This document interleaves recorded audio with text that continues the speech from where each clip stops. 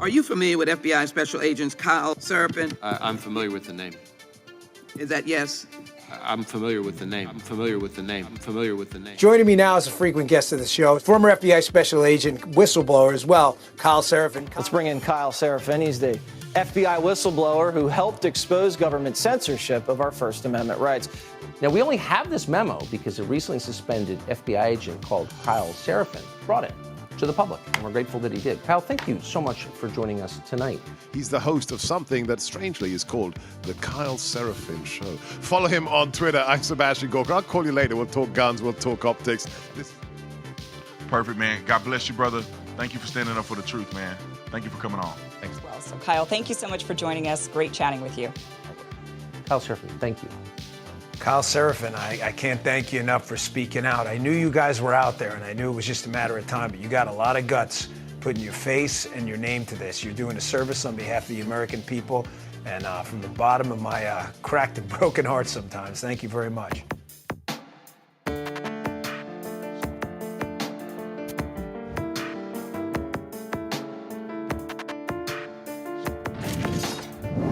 Take a look behind the curtain with a real whistleblower and American patriot. Prepare to embrace the uncomfortable truth because this program has no time for comforting lies. Here is civil liberties enthusiast, Second Amendment defender, and recovering FBI agent Kyle Seraphin. Hello, my friends. Welcome to the Kyle Seraphin Show. Today is Friday. Thank God. It's Friday. It's Friday, November the 17th, and we are going to be doing a Friendly Friday, as we often do. I'll be bringing on my friend, Stephen Friend. That's enough times to say the word friend for the beginning of this day. Folks, we're going to be getting into some interesting topics today. We're going to be talking some FBI stuff that just came out. Actually, many of you have this instinct that the deck is rigged. You guys have seen Chris Wray talk. You've seen some of these hearings. You've heard what the suspendables have had to say about it. This one actually kind of flipped my lid when I was sitting having lunch the other day. This is came from a tweet that came out of, I think his name is Paul Sperry on Twitter. And then I go and I read the article and it's like, oh my God, of course. And in many ways, I think we are at an interesting tipping point because so many things are starting to converge. There is a convergence of whistleblowers and people that didn't want to be whistleblowers but are forced into it. There are people that are being revealed. There are FOIAs that are coming out. And all this stuff is starting to slowly, I feel like, turn the tide, at least for the ability of the American people to know what the hell actually happened in the last couple years. We had an awful lot of darkness in this country. Some of it is the feeling of darkness, and some of it is actual information that has been cloaked from you. And as it comes out more and more, these lies are not going to stand. We're going to talk a little bit about what goes on with that. We talk about why people join the FBI. Obviously, they want to enforce the FACE Act. What's that, and why are they doing it? We're gonna shed some light on it, I guess. How thrilled Steve Friend was to go out and arrest abortion protesters. That's what I wanted to do when I joined the FBI, obviously. That's probably what you guys would think FBI agents spend their time doing. We got a couple other stories in there we're going to mix in just for good fun. But before we do, let's say thanks to one of the sponsors that we have. How about we say thanks to Catholic Vote, who I'm going to be having a meeting with just after this show ends. There they are. What do we got? CatholicVote.org. Go to the website. Couple things you can do. Number one, you can check out the Loop. That is an outstanding source of information. I'm going to pull up my Loop right now because I looked at it earlier today. I was reading an article just before we got it started. There are 15 red states right now that have embraced ESG, and they have a whole article about it. It's coming from The Blaze. Definitely worth your time to read about that. Do you live in one of these red states where they are enforcing ESG policies despite the fact that you are generally a conservative-dominated state? Worth knowing. Biden is fanning some rumors that Gavin Newsom is going to run for the White House with some weird statements he said. Sometimes you wonder, is it just because, as my buddy Dan says, he has oatmeal brain, or is it because he actually thinks that is a good plan? Whatever comes out of his mouth, God only knows. And there's also a big piece on there about pro-life organizations that are pushing to reauthorize a program known as the President's Emergency Plan for AIDS Relief. But that plan also offers a bunch of money to pro-abortion groups. Really, really weird.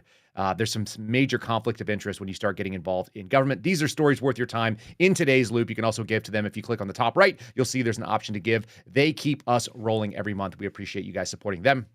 All right, lest we get any too far into this thing, let's bring my buddy, the real Steve Friend, I need to change my camera view. Ryan is actually at a protest right now, or he's getting set up for the protest that's happening in San Antonio. Some of you guys know about this. There's going to be a border invasion discussion, and we're going to bring Steve on right here. Let's do it. Boom. 1, 2, 3. The real Steve Friend. There he is. How you doing, buddy? I'm doing good, man. I'm looking forward to a friendly Friday and a friendly weekend. It's been a long week. It has been a long week. You've been on the road. You want to tell people what you've been doing and where you've been traveling? Well, this month has been pretty travel heavy for me. I was in Noonan, Georgia last weekend, and had talked to a group up there. There was about 45 people, but it was probably like a 7-hour drive to get there. And you show up and you're like, oh man, you hope it's going to be like a concert venue.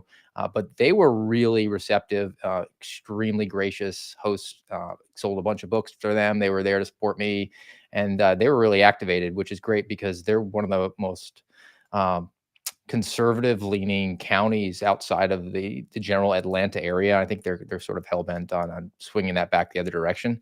And then yesterday I was up where my folks live in Savannah, Georgia, and addressed the Ladies on the Right group, which had me for the second time. I was there about exactly a year ago. So I gave sort of an update and had the chance to talk about the issues that I hope to bring out at the hearing when I testified that didn't really get a chance to, and then also got to drop some ordinance on a sitting congressman, which is always a good time.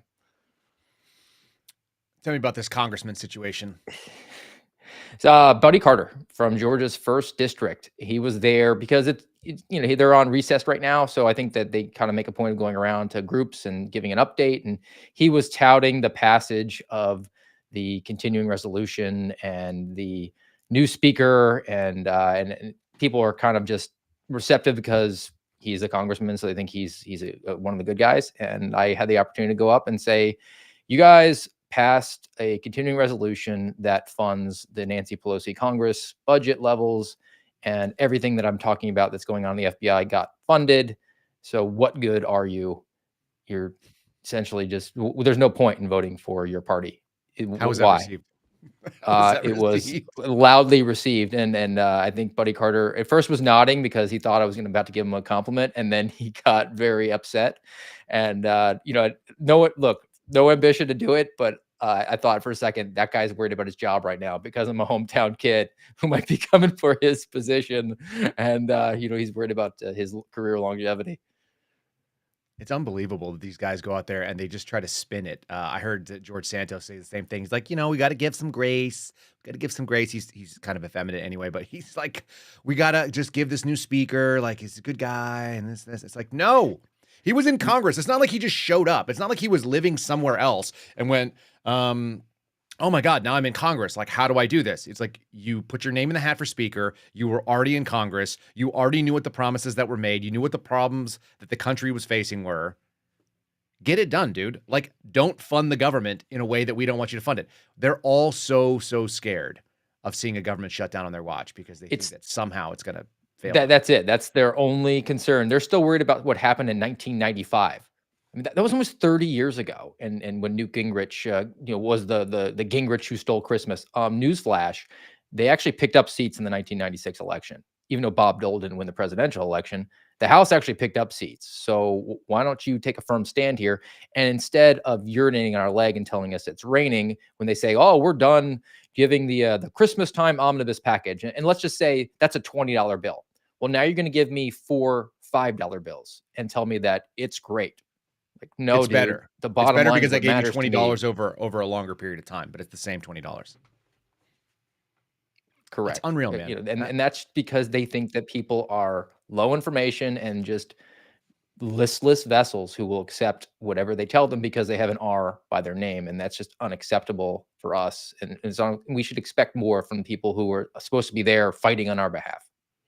Yeah, you might as well have the other side. Let's hold off on getting into the FACE Act. I want to do a different one first. I want to jump into this thing because it's relevant to members of Congress. So how about we just pull this topic up here? This guy, okay, I'm just going to read you this. This is an older article from earlier this week, but we'll read it anyway because you guys should keep track of what's happening. We should try to give you some of the updates that are going on in the world. So this is from Red State, which is a great website. If you guys are not following them, redstate.com, very easy to do.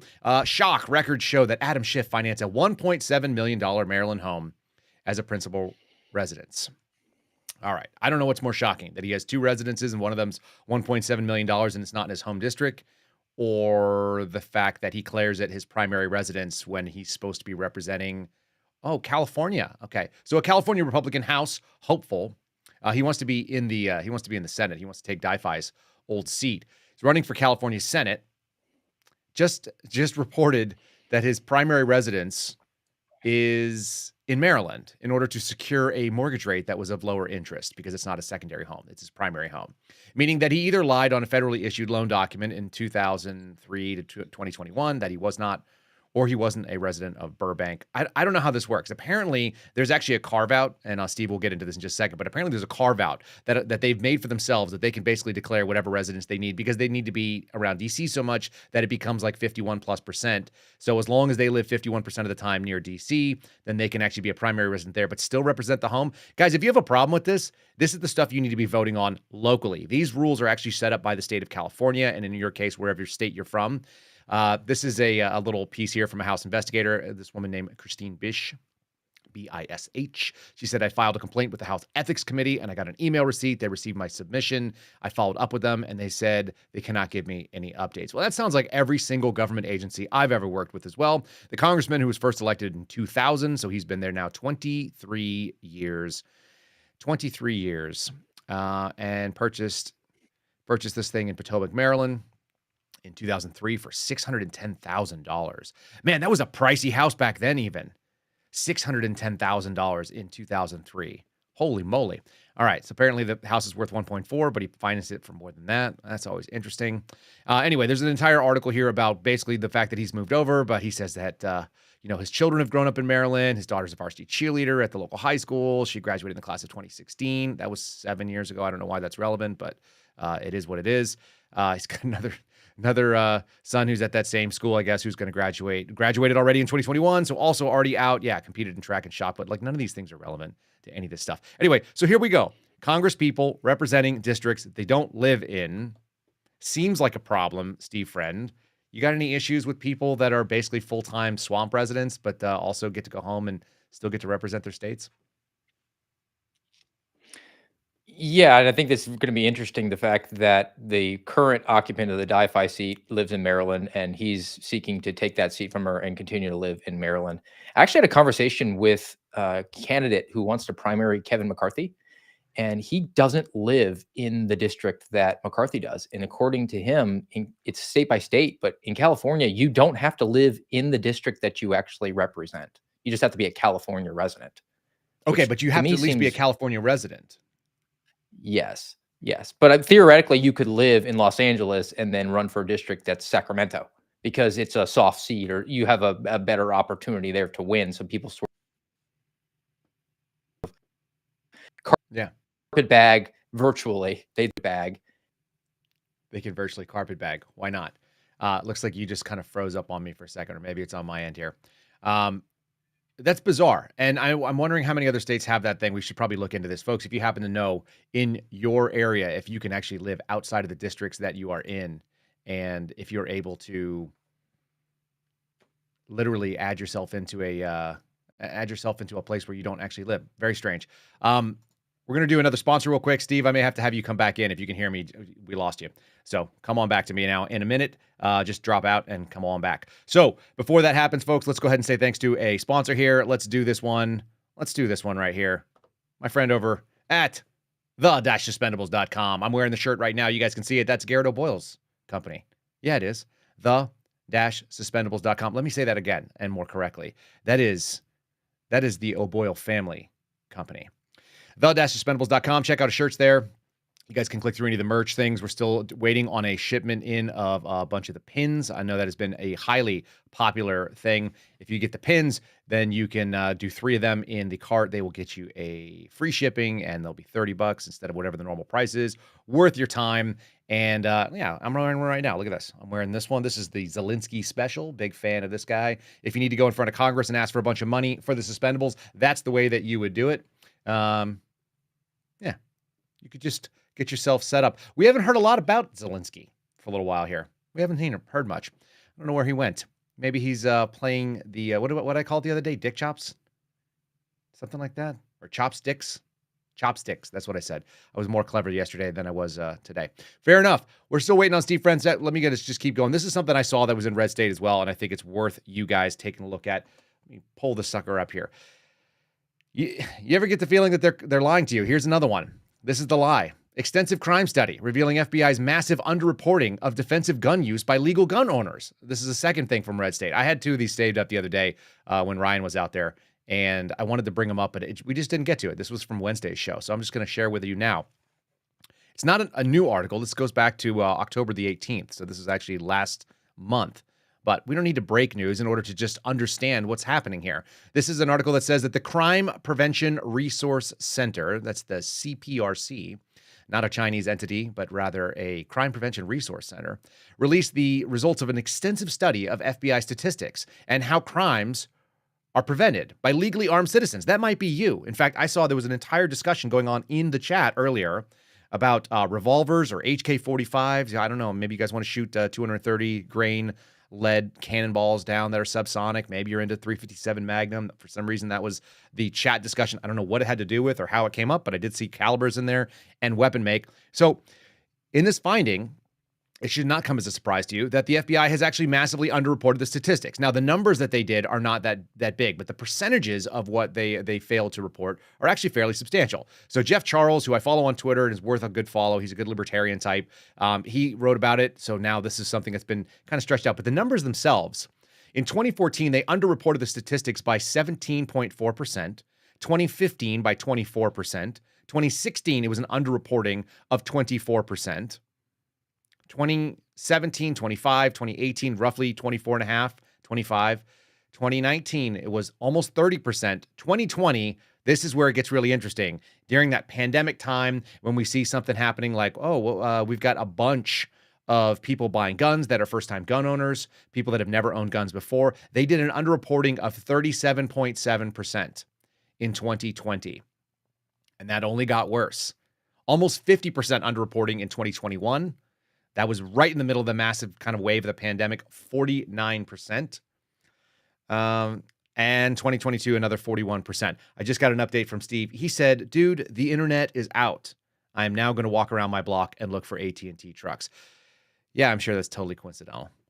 That's fine. That's fine, Steve. We'll catch you another time. Whenever Steve can come back in, he will. Folks, the fact of the matter is that there's a broad tread line in this particular article talking about how the FBI is underreporting the increasing, and they are actually underreporting more and more every year, going from 2014 until the current year. We don't have 2023 statistics yet. That's pretty wild, with 2022 being the only one that had dropped, but it's still a 40% underreporting. This makes people concerned. Why? Because if you don't have the statistics to be able to judge what's going on, then you're going to have to rely on leftist statistics like people like Everytown for Gun Violence or the moms that are demanding action.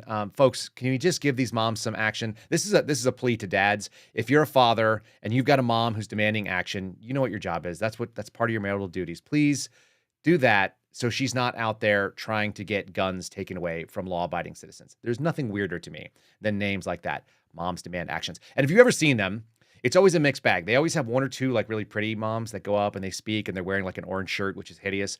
And it says something about, that they're demanding action. It's Moms Demand Action, MDA. They're doing that. And then you've got like a bunch of like ugly, not attractive moms that are kind of like giving her the you go girls. I've been to these rallies. I've been to town halls with my former congressman. It was one of the dumbest things that I've ever done. Sitting there, first of all, I had two what they called assault weapons under Virginia law on my person, because I was an FBI agent and I carried a backpack AR-15 into a weird meeting about gun control just for the sake of it, because I could. And then I also carried my handgun, which could accept more than a 20-round magazine in the state of Virginia. That's considered a assault weapon. And so I sat next to this mom who got very upset that some other lady showed up and said, what you guys are saying is wrong, and you don't even know what a semi-automatic is, and you don't have the facts, and basically your ignorance about guns are very, very exposed right now. And so this lady leans over to me and she's like, can you believe her? And I'm like, yeah, I can, because she's correct. She's actually correct. And she goes, ugh. She's really mad. It's gross. These people are not informed. They just have feelings. And these feelings are turned out into political opinions that are actually voted on. And then you have to deal with them. Mostly because they don't have good information. They don't have good statistics. And maybe you don't either, because the FBI is in fact hiding that information from you. And you should have access to it because you fund the FBI. Think about it when you pay your taxes. What are you paying for? You're paying for federal roads. You're paying for the military. You're paying for the common defense, the things that are supposed to be provided for by our founding document. And if you're going to have federal law enforcement, then in theory, you should have federal law enforcement that actually does what it should do, which is tell the truth. Hey, Steve, friend, you find any AT&T trucks? You run them off? Man, I ran around the block. I was looking for one of them. I'm showing strong internet signal in the house, all devices up, except for apparently my my laptop. So Which I don't streams know. to our show. Well, all you missed out on is the fact that the FBI is hiding crime statistics about defensive gun use, which is no surprise probably to us. You've had an interesting experience, I think, as well, because mine was always that feds hate the idea of people owning guns privately. Was that the same case in the offices you worked in? Why? Yes. Yeah. And it was always a great test. It was a great test if somebody was going to be a bro or not. You would just go up and be like, hey, man, I'm thinking about buying this gun. And you would show them if they were like really kind of like squirmy and not interested. Like, why do you you're need like, to buy a "Oh, gun? Because the Bureau will issue you guns. It's almost like the Bureau retarded will thing they'd say, issue like, you all the guns you need." yeah. Well, if the Army wanted me to have a wife, the Army would have issued me a wife. Like, that's kind of the way that I hear that. It's like, it's a joke, except they were serious. They seriously talked that way. Yes. SWAT Yeah. guys, too. There was actually in the academy, people were just having conversations about, well, I don't think people should have guns. That's not something. And I'm like, you're entering a field where you are going to carry a weapon. Theoretically, you are an advocate for the Second Amendment but they looked at it the other way. Because you may or They may not want have to sworn prevent allegiance people to it. from Like, you actually swore allegiance to the founding Yeah. document, including the Bill of Rights. And you take that to the next level where when I got moved over to domestic terrorism, they tried to play it up in my mind. They're like, "Oh, this is gonna be great for you. This is the the criminal aspect of terrorism. So you're uniquely qualified." And in your head, you're like, "Yeah, I'm due 98.6 temperature, 2 arms, 2 legs. Like you're just plugging me in." But they said the crimes you're really going to look for are gun crimes. Like that's your primary focus. We're trying to get gun crimes on people, which theoretically, like I'm an absolutist. You're a First Amendment absolutist. I'm a Second Amendment absolutist. I think that I should be able to have a Harrier jet and nukes because the government has them. And you can say all you want about, oh, I have a tradition of hunting and I would need home defense. Yeah, that's true. I need those because if I don't have them, the government's going to come and shoot me in the face. That's why I need them. I'm less interested in the nuke thing, just between us, because I think that the storage would be prohibitive for me. But what I am really interested in is tracked armored vehicles that you can either arm or carry arms in. And that could be in the shape of a bulldozer if it needs to be. My buddy was like, whenever these judges, and by the way, he may or may not work for a federal agency and may or may not carry a badge and a gun. He's like, when these judges start stepping out of their lanes and are stopping bills like you have in Florida. Do you know what's going on in Florida with this injunction that just happened for the drag bill? Did you see this? No, is this recent? I've been out of the loop here for a couple of days. Okay, so there was a law signed that said that you could no longer allow drag shows where there were going to be children, where the age of the child would be able to perceive that as obscene. Okay, that was a pretty common sense idea. It goes back to even like consider the 1970s. The Motion Picture Association of America said, the government said, we're going to regulate these sexual scenes and swearing and violence or whatever, or you regulate yourselves and don't let kids under the age of 13, so we have a PG-13 rating. Don't let kids under the age of 17 for rated R movies, and then there's a rated X movie, which they don't do that anymore in theaters because you can do it at home and on your phone. But if you were going to do that, then that's what they would have, like actual, like grossly sexual content. And so they had a system. They were like, yeah, got it. Okay, there are standards in America, and certain standards must be enforced for children. Florida passed that for in-person men dressed as women sexual dance shows. And there's an injunction that was put in place by a district court that said it cannot be enforced statewide. And the Court of Appeals circuit said, well, we don't want to touch that. The Supreme Court said, we don't either. So they've backed away and they've allowed this district court, this woman, this female judge, I think it is, to basically allow an injunction across the entire state because of one place called, I think it's called something Hamburgers. It's a hamburger joint that also does drag shows. Sounds like a riot. That sounds like something you would have as a weird lure that nobody wants to go to it, and I don't want anything to do with it. I'm sure that parents are not going there. But straight up, imagine that we can't have any standards at all. And my buddy's like, why are there not like 100 dudes in bulldozers just driving through that courthouse? Just on all sides, just plowing the courthouse off into the ocean. And I was like, oh, that seems like it's covered by the Second Amendment, actually owning a tracked armored vehicle. That's my long way of saying it. I mean, did you track on the Macy's Thanksgiving Day Parade, what they're advertising it's going to be? I did not. Oh, it's going to be a drag extravaganza. Unapologetic, the whole thing. So the tradition where you sit around and I never watched the Macy's Thanksgiving Day Parade, but I think a lot of people do as a family. They throw it on maybe in the background. They don't want to watch the football game, but they're eating. There's this weird sort of we eat unusual food for Thanksgiving, and we have to eat it at an unusual time. Like dinner's at 3:00. It's just this odd. Yeah, it's the only time of the year that you're like, hey, we're going to eat multiple hours early, and I know we never have turkey, but we're going to have turkey. Let's cook up an enormous bird that we would never try to mess with once a year. Yeah, which is a very complicated and difficult dish to actually prepare adequately. Weird tradition it is. I get it. I mean, it's like throwback stuff. Every once in a while, you should do things that are unusual, that are like hearkening back to an old tradition. But like, I don't take the risk of turkey. We've been doing steak for years, so we may get a nicer steak, but we're doing steak, I think, and we do it on a grill because that's what makes sense to me. I think beef is today's hey man, today's turkey. I'm weird. I like turkey. It's my favorite. So my wife always does a really good job. She's kind of got it locked in now. She knows what she's doing. And I don't know if your wife is like this, but I know I'm in favor of you eating, period. So if it's more than almonds, like go with it. Are you getting a delay on your end? What's going on your side? Did we lose you? We've lost Steve again. You can't hear me. All right, Steve, I'm pulling you out. I'm pulling you out. Come back. You can't make this stuff up, people. Oh, it's so good. All right. Well, I want to let me hit a sponsor, and then we'll come back in. We'll bring Steve back and say, "Can you? Are you just? What are we doing today? Your quality has just dropped. Your audio. Can you even hear me? I can now. Let me reset it. I'll go drop back in. I love doing a live show, people, because we get to see in real time exactly what sort of effery that we would have been able to edit out. And I don't want to edit it out. I actually want you guys to experience it too. It's good times. Let's do one of our folks over. Let's talk about Patriot Coolers. I'm just not even going to pull their website up because I have them in front of me. Look at this.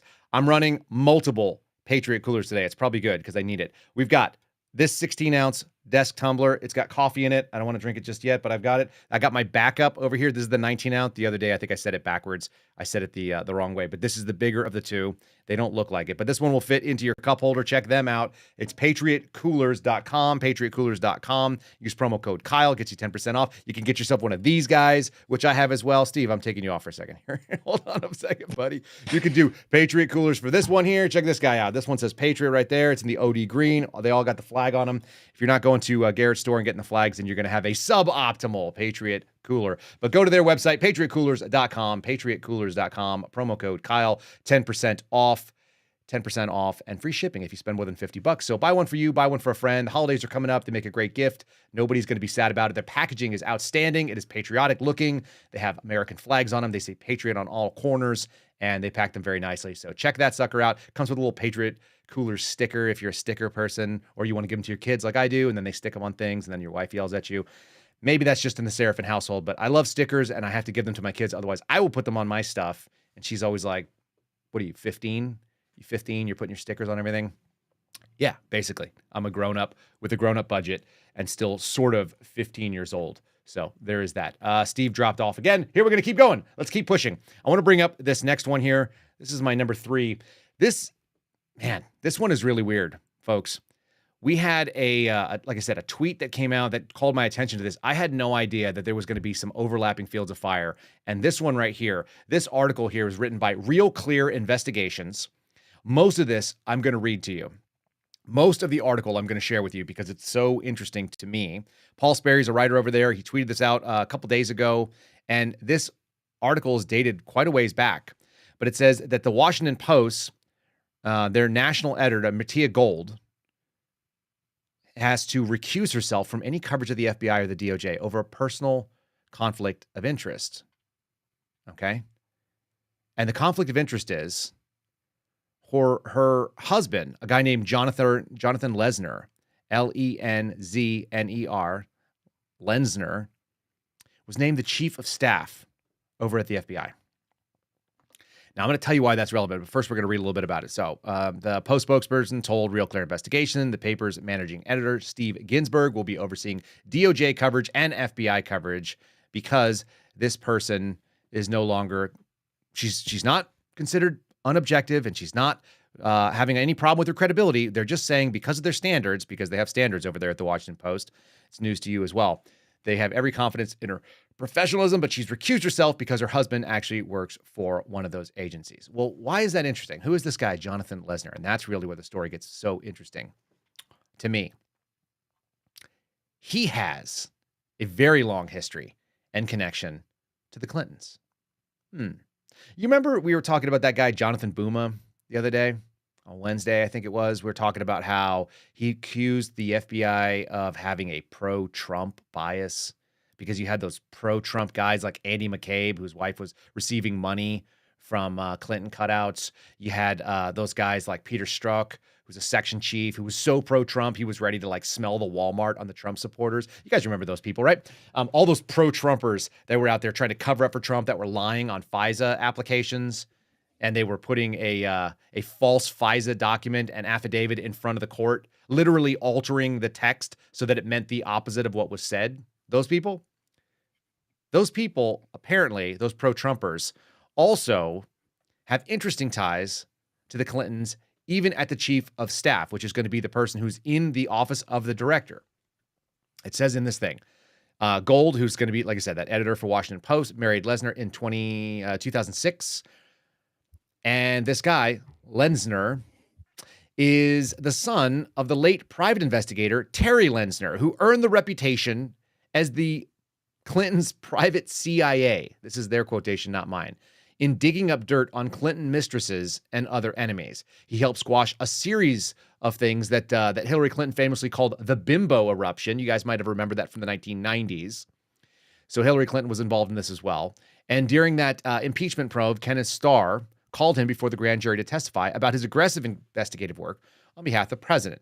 Now, that is the chief of staff of the FBI's father. And you say, well, they're not necessarily the same thing. Well, it turns out that that John is also a Democrat and a Clinton donor, and he donated at least $1,700 to Hillary Clinton's 2016 campaign, according to the Federal Election Commission records. And then he was appointed in December of last year to be the chief of staff. So that's no big deal. We've got Clinton donors that are running it, even though we are having this weird allegation. This is why all this stuff starts coming out, and you start realizing, like, oh my God, what is happening behind the scenes? I had no idea that they had not just the Andy McCabe, who was the deputy director, and he was the acting director, right? He was the number 2, and then for a while, he was actually the number 1. He was the number 1 when one of my children were born. They have a weird policy in the Bureau where you can actually get a document signed by the FBI director. It's like a, congratulations on the birth of your child kind of deal. And the director theoretically signs it, and they mail it to your office, and then you get it, and it's like, we're so happy for your family.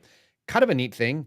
I didn't get one from Comey. Maybe I did. I can't remember if I've got it in an envelope somewhere. But I think we got one from Andy McCabe when my second daughter was born, which is really weird because he was the acting director. So I actually managed to see 3 FBI directors during my short time at the FBI. Only 6 years, we had 3 directors. And one of them turned out to be someone whose wife was getting money from the Clintons. Of course, they hired this guy. Everyone always says, well, Chris Wray, he's a Republican. I mean, he was nominated by President Trump. It's like, well, he kind of got conned into that, it sounds like. If you guys don't know the story of Chris Wray, he was making $9.2 million as a fixer for the swampy type Republicans, including Chris Christie. So if you don't want Chris Christie Cream's nomination, maybe you think that he's not the kind of guy that you would normally put in there. And maybe, just maybe, if Trump gets back into office, we can correct that failure, absolute failure from late 2017 when Chris Wray came in. But yeah, he appointed a Clinton donor. Why wouldn't you? Why not? I'm sure it just stood on the merits. His political leanings had nothing to do with what was going on. But this is quite interesting. And for me, looks like we got Steve Friend back, so I'm going to bring him up here. Steve, have you notified everybody what's going on outside? Tell them to stay away. We're not talking anything bad. It's just facts. Yeah, just facts. I mean, look, they're gonna do what they're gonna do, right? I was just always 6:01 today. I thought it was okay, but I guess at 10 Eastern, I need to check on my internet OPSEC at. Did you go do a run? Nope. Steve's gone. All right, bud. Friendly Friday will not be nearly as friendly, but we lost Steve Friend again. We can't make it up. We'll figure this thing out. We'll get it done for next week. Until that point, let's continue and press on because I want to show you guys what I'm talking about when I say that they are doing something shady. Let's look at this one right here. This is from our friends over at Judicial Watch. Many of you guys know Judicial Watch. You're familiar with what they're about. They are a government accountability advocacy group. They work more on the political right than not, but not necessarily. And Tom Fenton's the president over there. He does a really good job of putting things out there. I'm going to actually hide this. I'm going to hide that piece right there. Okay, so Judicial Watch says FBI records show that top officials were rushing to craft a response to the leaked memo revealing the targeting of Catholics. Oh, what memo was that? That's the one that yours truly, an unnamed whistleblower within the FBI, exposed, showing that radical traditionalist Catholics, these are Latin Mass Catholics, a pretty nice group of human beings, if I've ever met one, were being targeted for their potential susceptible recruitment to white supremacy. And we should say that one more time. If you're new to our channel or you're not familiar with this story, there's nothing more interesting to me than knowing that the FBI looked at people who go to Latin Mass and believe in traditional Catholicism, pre-Vatican II Catholicism, and said those are the kind of people that are going to be joining the white supremacist ranks and getting into what they called racially motivated violent extremists.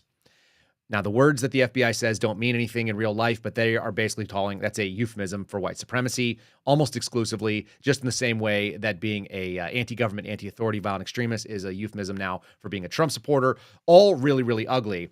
This is the stuff that we're talking about. So what happened is this, and if you're donating right now to Catholic Vote, then you are helping fund their FOIA requests. They sent me the FOIAs. I was sworn to secrecy for a little bit until Judicial Watch did this particular expose and put out their public statement. Since they did this week, I can talk about it a little bit more. I've read the 131 pages of redacted information that came from the FBI. So that's part one. And what do they have in here? They've got all kinds of little tidbits. It's almost exclusively not discussing how did we screw up. How did we screw up and what can we do to fix it? They didn't do that at all, okay? What they did was they said, how in the world do we spin this and how can we prepare the document, which they knew was going to eventually get requested by Congress, for its proper release to Congress by redacting it in ways that are appropriate and making it look less bad. It is a 100% scrambling behind the scenes CYA fest in 131 pages. Now, they have unbelievable amounts of redactions to it, and I think I'm going to actually be able to pull these up here and show you guys exactly what I mean. So stand by. We're actually pulling up the webpage here, and I'm just going to do the view. Here's the some of the stuff on here. Let's see if we can scan through. This is what it looks like when the FBI sends you a FOIA document. If you've never done this before, this is how it comes in. So these, again, obtained under FOIA, the Freedom of Information Act, which in theory is a sunshine law that allows you to see what's going on in the government. But in reality, it's just government CYA nonstop. And what you'll notice over on the far right-hand side in all the margins, B6, B7, 1, 4, et cetera, this one says B6-3, B7C-3. These are the exceptions to the FOIA, which are kind of like government get-out-of-jail-free cards that they can cover up names and actual information so that they don't have to tell you the information that you are authorized to get under law. They have to respond to you, but they don't have to tell you everything, and they can redact it to the point where it is of no value whatsoever. You'll notice they've redacted the name of the person from the National Press Office and the phone number of the person at the FBI's National Press Office in the first piece of this particular return. Why do they do that? Because even though that person is funded by federal government monies, and even though we are talking about someone who is a public servant, theoretically, and swears allegiance to the Constitution, has no right. Their job is not classified. The work they do is not classified. Their ability to be a private citizen, like they work in the press office for the FBI. They literally respond to the Washington Examiner in this case, the Daily Signal, which comes out of Heritage Foundation in this case. They literally respond to people in the press, but they never want their actual name cited. Why is that? Like, why would that be a big thing? Why would you not just say like one of the FBI spokespersons? And their phone number, maybe you don't want to put that down. They probably shouldn't have their specific phone number anyway when they're doing this. But what you're seeing is all these different little tidbits. And even with this garbage that we are seeing from them, from the FBI, what we notice is the way that government emails are structured. We can see how this is playing out. So from, redacted, unknown. And then in parentheses, we see OPA. That stands for the Office of Public Affairs. And then the government agency, FBI. If you're not familiar with government emails, this is how they work. Okay. You'll look at another one. There's one named Tanya Uredza or something like that, or Ugoreds. And that is DI. That's the Directorate of Intelligence, FBI. You see another one, parentheses, RH, Stanley Meador, who I believe is the special agent in charge. That's the field office that was involved. RH is the Richmond field office. Every FBI field office has 2-letter designations. So you're seeing all these things. CTD, why was the Counterterrorism Division informed? Who knows? Inspection Division, that's also really fun. And for me, some of this stuff tells you that there's spin because there's a lot of Office of Public Affairs going on, but they're also doing an internal investigation to find out who was involved. That's what the Inspection Division piece is there, and there's tons more of it.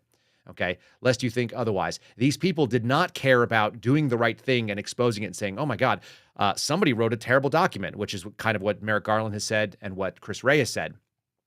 They say, we're aghast and we're appalled and it was unacceptable and it was not tolerable. Really? Because all you guys did was figure out how to play spin games. None of you were interested in actually fixing the problem and saying, hey, we need to figure out, there's my article right there, this article. They returned the article that was publicly available because the FBI was sending it around, just so you guys know. And then the Inspection Division was beefing up their case because technically at that point, the FBI still considered me an employee, despite the fact they hadn't paid me in, 6 or 8 months by that time. And then, of course, in April of this year, I had to tell them that I also break up with them, even though they'd already broken up with me. There's another page here. They're just adding people on. They're panicking about incoming media requests. So they're adding the Office of General Counsel so they can figure out what their legal grounds is. But once again, you see this Inspection Division, this Suzanne Turner's on here. It's very interesting to see how much they were scared of what happened. And I think we're going to see some more of these pieces in here. So much of this stuff is not about doing the right thing. That's not what these government agencies do. And that's not how FOIA is viewed. They view it as an inconvenience. And if you look how many names are redacted here. I mean, these are virtually useless. And there's some really funny ones where they said, here's what our talking points are. This is what we're going to discuss. We'll see if we can pull down to where it says it. They literally redacted entire emails that they sent. Here's one. In that contents, here's a couple of things to note with the situation. All redacted.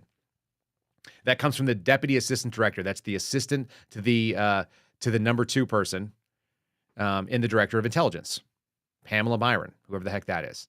But they also say the product is leaked. Of course, no, the product wasn't leaked per se. It was actually submitted to Congress. That's how we do these things. And we say this looks like a violation of the First Amendment, a violation of rule, policy, or procedure, as we talked about on Wednesday.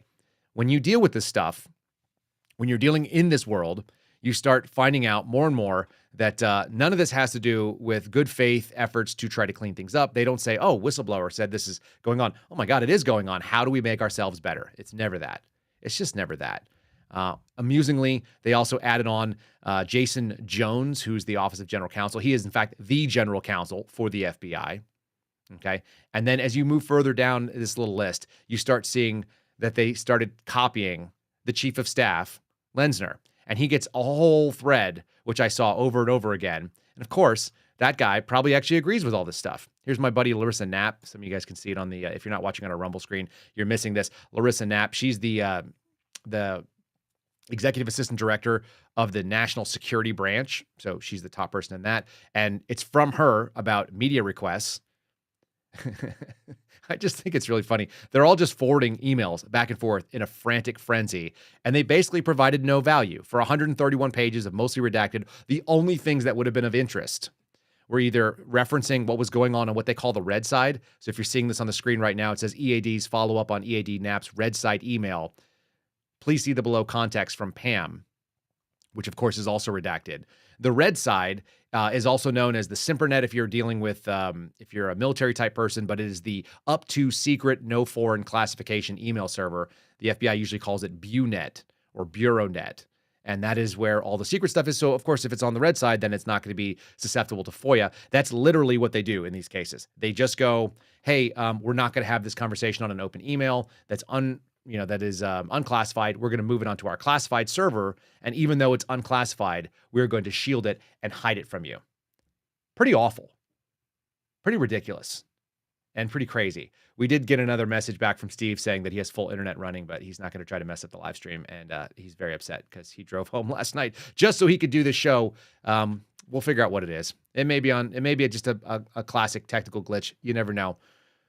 But we also don't believe that sort of thing here at the Kyle Seraphin Show. Not very often. More of this stuff. Folks, if you want to go to this page, I will actually tweet out the Judicial Watch statement. It's worth your time. It's worth a quick read through it. The best stuff in here is actually called out, in fact, by this press release.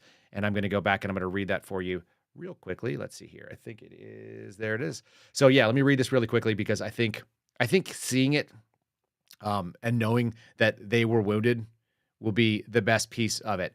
There's a little statement where one of the CTD folks, and now I've lost it. Of course, I've scanned past it. He says the worst part about it is that it was in fact self-inflicted. It was an unforced error, and something about them knowing that they screwed it up. Here it is. It's Ryan T. Young. He's the executive assistant director of the intelligence branch. So he's on level with Larissa Knapp and our friend Jenny Moore, who's no longer there. Responds to this guy Lenzner once again, and he says, it's really not a good look. Real frustrating when it's self-inflicted. And then, of course, he says, I'll be back in town in a couple days and we'll figure out some steps. It's all CYA steps. None of it is like, hey, maybe we should evaluate who we're hiring. Maybe we should consider a little bit more rigor in our process, which is kind of what you heard if you listen to these hearings. You'd think that they were appalled and they wanted to fix it. That is not the case. That is not the case. That's because it is a basically evil organization that's captured by these losers that are out there, and they're politically motivated. And I'll just say it in plain and simple terms. They're politically motivated. They do not care about their servants to the Constitution. They don't care about the Bill of Rights. They simply care about how does it look for them, and are they going to be able to get a big job afterwards. And thank God that we have this one lady who's married to the chief of staff just recusing herself from the favorable puffing coverage. Like we're not going to see the same thing out of the Washington Post for the FBI. Dangerous stuff when you're a leftist. Just a couple days ago, you guys would have been upset about the FBI in general. I'm just saying. You used to know that law enforcement was real, and then federal agents are a totally different animal. Federal law enforcement cosplay, as we call it here at the Kyle Seraphin Show. Folks, you know what I'm talking about. Don't name, I'm just seeing the chat says, name your Wi-Fi FBI surveillance van. Don't do that. That doesn't help anybody. That just makes your neighbors laugh, and it doesn't take the threat seriously. Plus, there's no reason for Wi-Fi in a surveillance van. We could talk about surveillance van another time with Steve Friend, I think. Let's talk about our friends over at For Patriots. Really appreciate them. I'm going to run my promo here because I need a quick breath, and I'm going to need a little bit more coffee before we finish this sucker out. But For Patriots, forpatriots.com/Kyle. Check them out. All right, you listen to the Kyle Seraphin Show, so you know that we don't think it's an if, but a when things get bad in this country.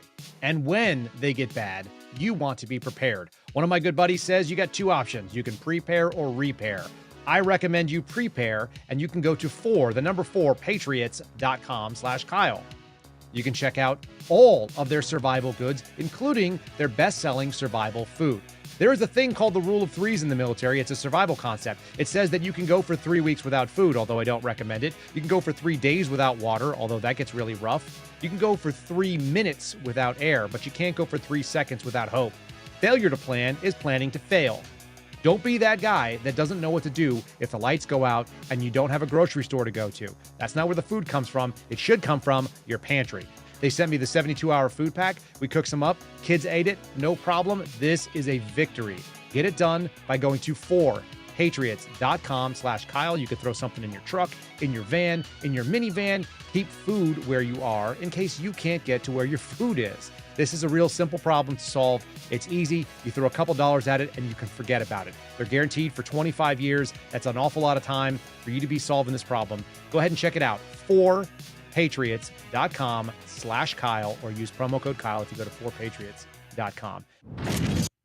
Yeah, there it is. Check them out. 4patriots.com/Kyle. Okay. On top of that, we did promise you some FACE Act violation discussion. I am going to do that. I'm going to pull the sucker up right now. FACE Act violation. You guys know what the FACE Act is? The free access to clinic entrances that also protects churches but doesn't ever get enforced that way. The FBI is crowing about this. Our buddy Steve Friend had a tweet. He wanted to cover down on it, so we'll have to do it another time. But moreover, this is something that they are crowing about 9 defendants were convicted of federal conspiracy against rights. This is such ugly garbage. And the Free Access to Clinic Entrances Act for offenses in 2020 in Washington, D.C. A couple things to talk about there. How about the criminal assistant director saying this one? FACE Act violations, such as this one, are not taken lightly, and they are serious crimes that endanger people's physical safety and can be traumatizing for patients and for staff. The FBI and our partners will always work to protect every American's access to reproductive health care services. That's really saying the quiet part out loud, isn't it? That's really what they're saying. They're telling you that they want to make sure that they are protecting abortion clinics far more than they're interested in investigating vandalism at churches. They shouldn't be doing either of these. There are much bigger problems in this country. But lest you think that these are actual dangerous people that are doing dangerous things in a dangerous place, it was committed in 2020. The investigations only happened after Biden got in. Isn't that something? I'm sure it's a total freaking coincidence that they were not interested in doing FACE Act investigations. Doesn't mean they weren't floating them out there. But when I got to Albuquerque Division, when I was out in Las Cruces, I noticed that they had bumped up the counterterrorism threat level for anti-abortion protesters to the number 3 tiered ban. That was the number 3 priority for the counterterrorism division, despite the fact that there were exactly 2. I've said this a bunch of times, but there were only 2 abortion clinics in the entire state of New Mexico. One was a surgical facility. One simply gave out pills, and it was in a tiny little town called Anthony. And their justification for this was the fact that Texas had passed a heartbeat bill saying that you could no longer do free abortions everywhere, and that was going to drive a bunch of people in to get abortions in New Mexico, which obviously was going to inspire a bunch of violence. That was the logic. If you believe that kind of stuff, then you should actually probably work for the federal government. They went out there. The people that they're talking about, that were these dangers to the public that were blocking accesses to clinic entrances, was a 75-year-old woman from Kingston, Massachusetts.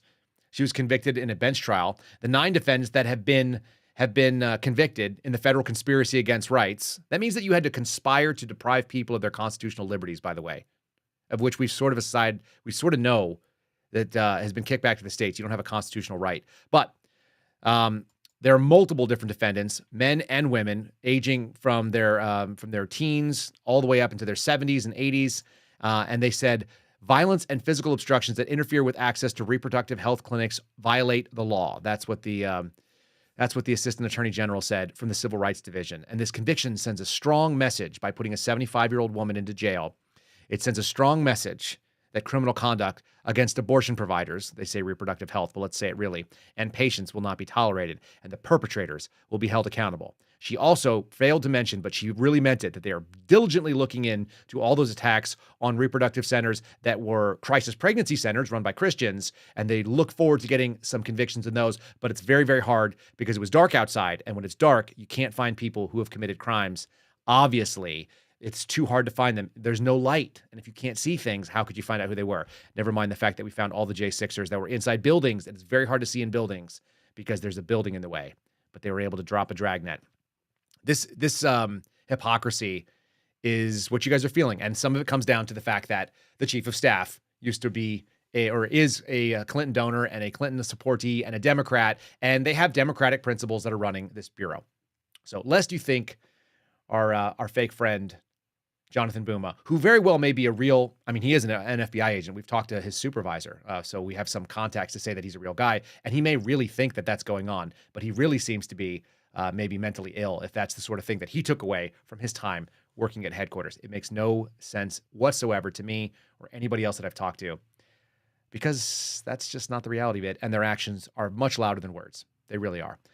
Folks, you've been listening to the Kyle Seraphin Show, and we appreciate it. Despite the technical difficulties and the weirdness of not being able to have the actual man, Steve Friend, on Friendly Friday, we've punched through. We're going to have a nice weekend. I hope you guys have a nice weekend. I hope you have lovely weather coming out there. We appreciate you guys giving us thumbs up as you are watching on rumble.com/Kyle Seraphin. I think that this is the last day that we are going to be doing the YouTube stream. There's only a few of you over there, and I see all 6 of you. That's how many people are watching live on YouTube right now. If you're watching live on YouTube and you are interested in keeping with the show, please join us on rumble.com/Kyle Seraphin. Come over to Rumble. 1, you'll like it. 2, the chat's great. I've seen all you guys. You guys are rocking and rolling. And 3, we don't want to put content out there where the leftist censors are getting track of it and putting it onto a platform that's owned by Google, which seems to be pretty evil and censors us anyway. So we're done. I think we're done. that'll be the end of it. We may have some new announcements. We're going to probably be streaming in a new place that you guys will like. Been talking to some folks, so you guys will see it coming your way very soon. Stand by for a new announcement. If you're on another platform you might want to watch, we can do that. Until then, let's do a 5-star review.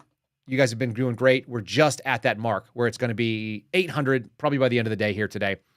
This one is coming from Old and Out of Shape. Once again, it says, my go-to podcast. Kyle has become my go-to podcast, the source of information from someone who truly cares about America.